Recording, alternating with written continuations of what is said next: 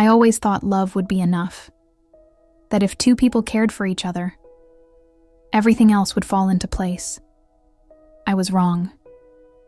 On the day that was supposed to be the happiest of my life, I realized I wasn't just marrying the man I loved.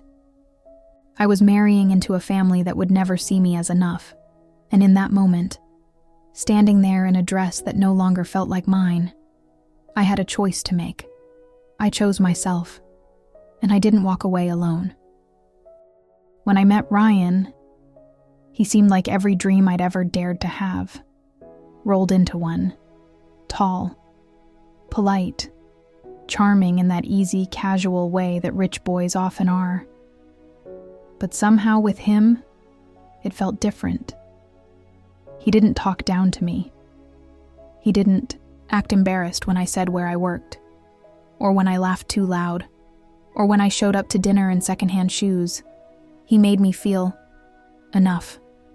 For the first time in a long time, I wasn't just surviving. I was glowing. We spent long nights talking about dreams, about running away from expectations, about building something real, just the two of us. I believed him. Every single word. He warned me. Once. My family's a little much sometimes. But you'll win them over. You're impossible not to love. I smiled then. Because I wanted so badly to believe that love could be enough. The first time I met them, I wore my best dress. Simple, classic. My hair was pinned back the way Ryan said he liked it. I practiced my smile in the mirror 3 times before getting out of the car. Inside, it was like stepping into another world. Everything gleamed. The bow, floors, the windows, even the people. They all looked like they'd been cut from marble, sharp, cold, beautiful. And I felt like melted wax standing beside them. His mother greeted me first. A kiss in the air beside each cheek. The smell of expensive perfume overwhelming my senses. Her eyes scanned me, head to toe. And then that smile, the one that never reached her eyes. "You look charming," she said. As if charming was a stain on an otherwise perfect carpet. Dinner was worse. They spoke about trips I could never afford, schools I could never dream of attending, wines I couldn't pronounce, let alone drink. At one point, Ryan squeezed my hand under the table. A silent hang in there. I smiled through it, laughed when appropriate, nodded when I didn't understand. And yet, every laugh felt hollow. Every compliment carried a dagger. When we left, Ryan kissed my forehead and said, "They liked you. Give them time." But deep inside, I already knew. They didn't want to like me. They wanted to endure me until they could replace me. Planning the wedding should have been a dream. It turned into a slow-motion nightmare. Every decision became a battlefield. Every moment of joy, poisoned. His mother insisted on an extravagant venue. Somewhere that reflects our family's standing. Translation, somewhere that would make it clear that I didn't belong there. When I suggested a cozy outdoor wedding at the lake where Ryan proposed, she laughed. Actually laughed. A lakeside wedding? Oh, honey. That's cute for a birthday party, not a real event. Real event, because my love wasn't real enough for their standards. Then the guest list. I wanted to invite my cousin Jane, the girl who helped raise me when my father left, who sewed my prom dress with her own hands. Ryan's mother said there wasn't enough room. Besides, we want to keep things refined, meaning polished, meaning wealthy, meaning white. Every time I tried to push back, Ryan would sigh, rub his temples, say things like, "Can we just get through this without fighting?" And I would feel small, petty, difficult. So I bit my tongue. Over and over until the bridal shower. The final blow. They threw it without asking me. A surprise, they said. It was held at one of Ryan's aunt's houses. Marble floors, gold fixtures, walls lined with cold stares. The theme? From rags to riches. I didn't understand at first, until I saw the decorations. Toy dollar bills taped everywhere. A fake red carpet leading to a golden throne where they told me to sit. A giant cake shaped like a credit card. I laughed awkwardly. Everyone else laughed. For real. Ryan's mother handed me a tiny broom and dustpan wrapped with a bow. "A little something for your new home," she joked. The laughter echoed off the marble. I excused myself, locked myself in the bathroom, sat on the edge of the bathtub, and stared at the diamond on my finger, wondering if love could really survive this much contempt. Wondering if I could. When I looked in the mirror, I didn't see a bride anymore. I saw a girl who was trying so hard to be loved by people who would never love her back. The morning of my wedding, I should have woken, up excited, nervous butterflies in my stomach, tears of joy waiting behind my eyes.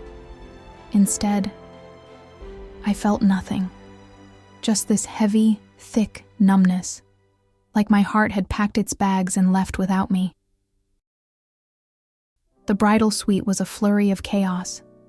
Hair dryers buzzing, makeup brushes flying, laughter, sharp and brittle, bouncing off the pristine hotel walls. I sat in front of the mirror, staring at the stranger in the white dress. The dress I had dreamed about when I was a little girl. The dress that now felt like it was choking me. Someone pinned my veil. Someone else dabbed concealer under my tired eyes. Voices swirled around me. "You're so lucky, dear. Ryan is such a catch. Smile bigger. You look nervous. Don't look nervous. After today, everything gets easier." Easier for who? Certainly not for me. I nodded, smiled, did what I was supposed to do, until I heard it. Through the paper-thin walls, clear as a slap across the face, Ryan's mother, her grating, too-sweet voice, talking, no, laughing, with the other women. "I give it 6 months," she said. "Once the excitement wears off, he'll realize he married beneath him." More laughter. "She cleans up well, but you can't polish where she came from." A peal of cruel giggles. My chest tightened. My hands clenched in my lap. My throat burned. I felt frozen, pinned to the chair by my own shame, my own anger. Then, another voice, softer, fiercer. "You're all disgusting." A hush fell. It was Ryan's sister, the sister they barely mentioned, the black sheep, the one they never invited to holidays unless they absolutely had to. I heard a scuffle, raised voices, footsteps approaching, a soft knock at my door. I hesitated, my hands trembling so hard I nearly dropped my bouquet. Slowly, I opened the door. There she stood, no fake smile, no mask, just raw, honest fury burning in her eyes. And something else too, something I hadn't seen in anyone that day. Compassion. "You don't have to do this," she said. "You don't have to marry into people who treat you like you're disposable." I wanted to cry. I wanted to fall into her arms. But instead, I just nodded.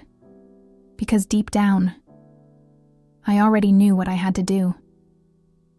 My hands shook as I looked at my reflection. The white dress, the fake smile. I thought about the future I was walking into.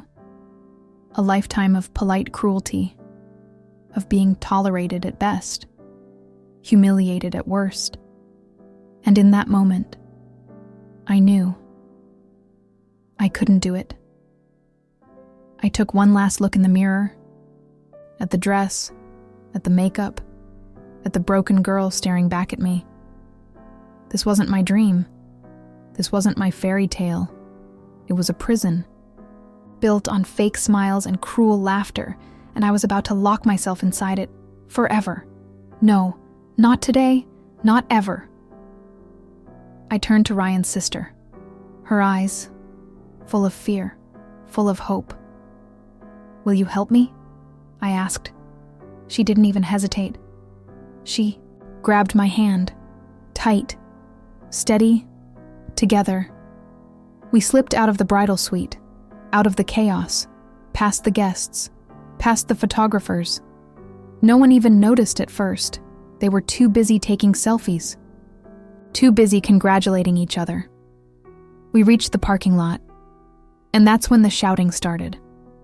Ryan's mother spotted us first, her voice shrill, piercing. "Where are you going? Get back here!"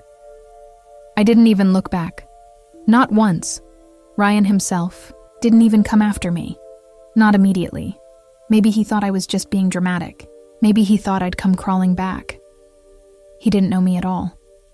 When we reached the car, I finally exhaled. For the first time in weeks. Maybe months. I could breathe. I wasn't just leaving a wedding.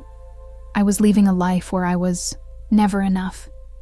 And the best part, I wasn't alone. Ryan's sister turned to me, tears in her eyes, and said, "I think we just saved each other." And she was right. We reached the car. I slid into the passenger seat, hand trembling slightly as I closed the door. The engine rumbled to life. I stared straight ahead, ready to leave it all behind.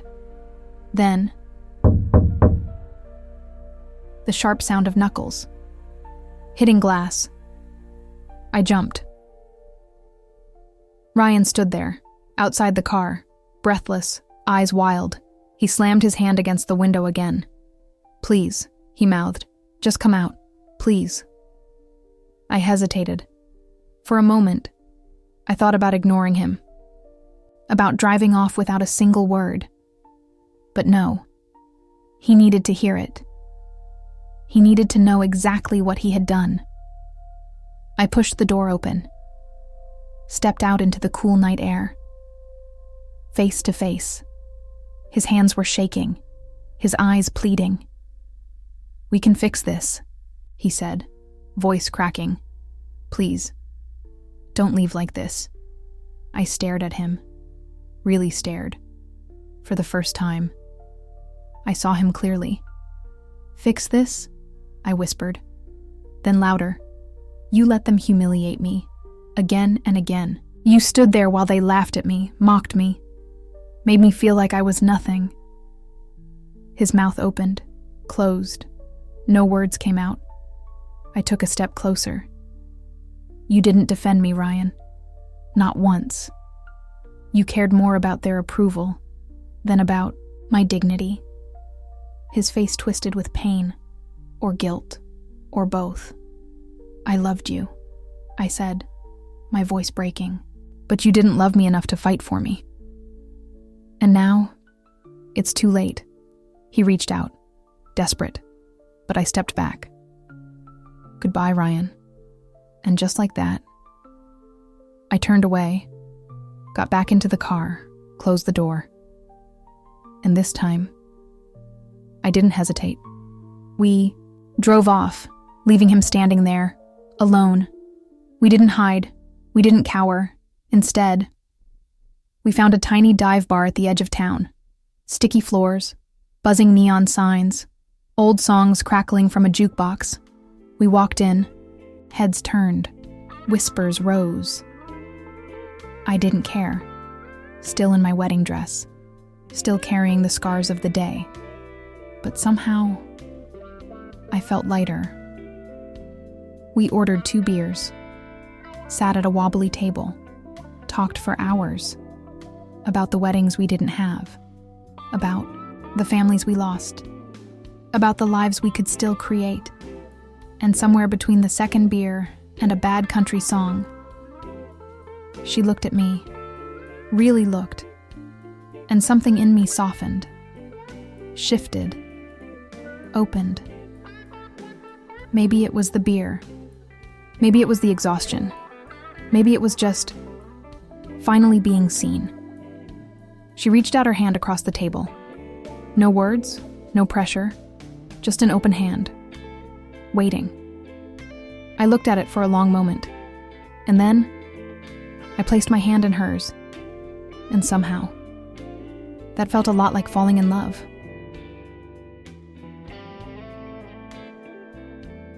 If you made it to the end of this story, you didn't just hear what happened. You stood in the white dress. You felt the weight of the choice. And you followed the only hand that reached out with truth. Comment, "I chose a new beginning." And leave a door emoji so I know you made it past the doors they tried to close on you. I'll be reading everyone, cheering for your escape. And if this story reminded you that sometimes the bravest thing you can do is walk away, subscribe, like, and share with someone who's still finding their way out. Here at Drama Chronicles, we don't just leave the wrong stories behind. We step into the ones we were meant to write. See you in the next chapter.